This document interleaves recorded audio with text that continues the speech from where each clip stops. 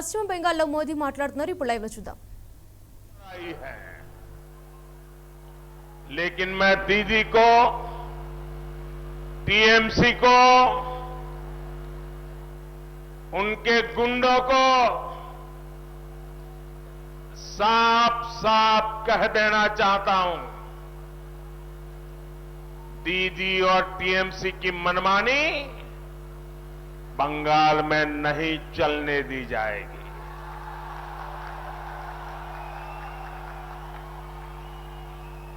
मेरा चुनाव आयोग से आग्रह है कि कुछ बिहार में जो हुआ उसके दोषियों पर सख्त से सख्त कार्रवाई हो। और दीदी,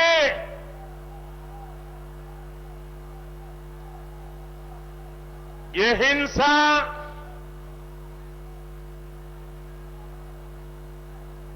लोगों को सुरक्षा बलों पर आक्रमण करने के लिए उकसाने के तरीके,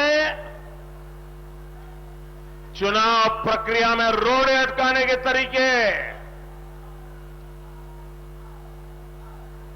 दीदी आपको नहीं बचा पाएंगे। आपके 10 साल के कुकर्मों से ये हिंसा आपकी रक्षा नहीं कर सकती। साथियों, यहां से निकली संतानों ने साहित्य से लेकर सेना तक सभी को मजबूत किया है। आज उन्हीं की प्रेरणा से बंगाल ने आशौल परिवर्तन का नारा बुलंद किया है। जिस बंगाल को डर के, भय के, अत्याचार के, अन्याय के बोझ तले दीदी और उनके दल ने दबा रखा था, आज वो कह रहा है आशौल परिवर्तन, आशौल परिवर्तन। बंगाल की बीजेपी सरकार में सुनवाई होगी, न्याय मिलेगा, आपके अधिकार का काम होगा, क्षेत्र का विकास होगा। बंगाल बीजेपी यहां सरकार में ऐसा माहौल बनाएगी जिसमें पुलिस न्यायिक तरीके से अपना काम करेगी, प्रशासन जनता के प्रति जवाबदेह होकर अपना काम करेगा, सरकार अपनी जिम्मेवारियों को निभाएगी और कार्यकर्ता जनता की सेवा में कभी भी पीछे नहीं हटेंगे।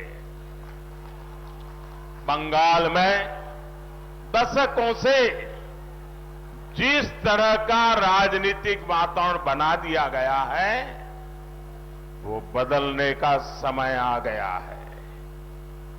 अब तोलाबाज मुक्त बंगाल बनेगा, अब सिंडिकेट मुक्त बंगाल बनेगा, अब कटमनी मुक्त बंगाल बनेगा।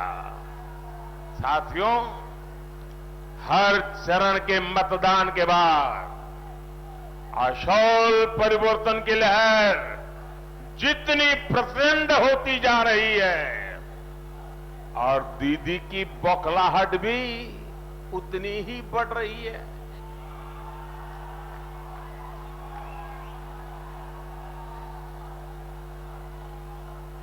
साथियों, मैंने सोशल मीडिया में एक वीडियो देखा।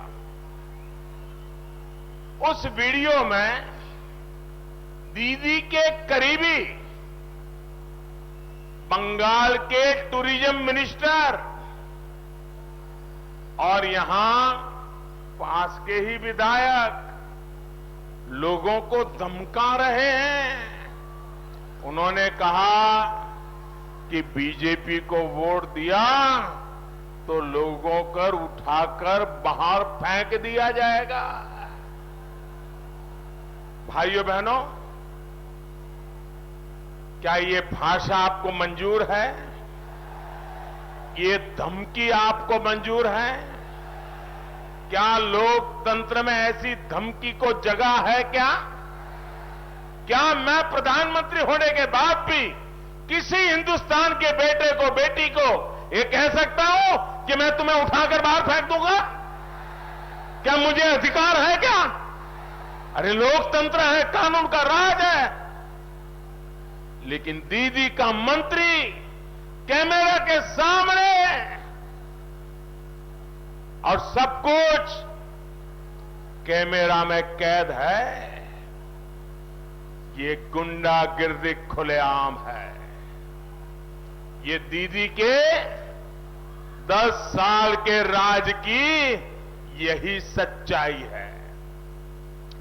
बंगाल के लोगों को, दीदी, बंगाल के लोगों को आपने क्या समझ रखा है? बंगाल के लोग आज बीजेपी को वोट दे रहे हैं तो टीएमसी के लोग उन्हें बाहर फेंक देंगे? इतनी हिम्मत? दीदी, ओ दीदी,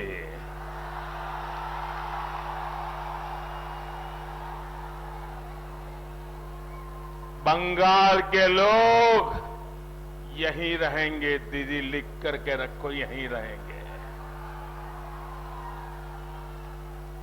अगर जाना ही है तो सरकार से आपको जाना होगा। दीदी, आपको जाना होगा। दीदी, ओ दीदी,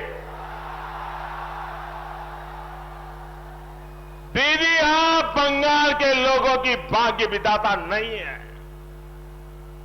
बंगाल के लोग आपकी जागीर नहीं है दीदी। इसलिए बंगाल के लोगों ने तय कर दिया है कि आपको जाना ही होगा। ये बंगाल की जनता ने ठान लिया है। ये बंगाल की जनता आपको निकाल करके ही दम लेने वाली है। और दीदी, ये भी याद रखिए, आप अकेली नहीं जाएगी। दीदी, ओ दीदी, आप अकेली नहीं जाएगी। आपके पूरे गिरोह को ये जनता हटा करके रहने वाली है। आपके साथ साथ ये तोलाबाज भी जाएंगे। आपके साथ साथ ये सिंडिकेट को भी जाना है। आपके साथ साथ जाएगी नॉर्थ बंगाल से भेदभाव करने वाली आपकी दुर्नीति भी जाएगी। आपके साथ साथ जाएगी बंगाल से वोट बैंक की तुष्टीकरण की राजनीति जाएगी। साथियों, ये क्षेत्र देश की सुरक्षा के लिए बहुत अहम है। इसे देश के भीतर बैठी ताकतों द्वारा चुनौती दी जा रही है। तुष्टीकरण और वोट बैंक की राजनीति ने इस क्षेत्र की जो हालत की है वो आप भली भांति जानते हैं। केंद्र सरकार ऐसी ताकतों से सख्ती से निपट रही है। बंगाल में बीजेपी की सरकार बनने के बाद इस क्षेत्र से For more updates, please subscribe 99 TV Telugu.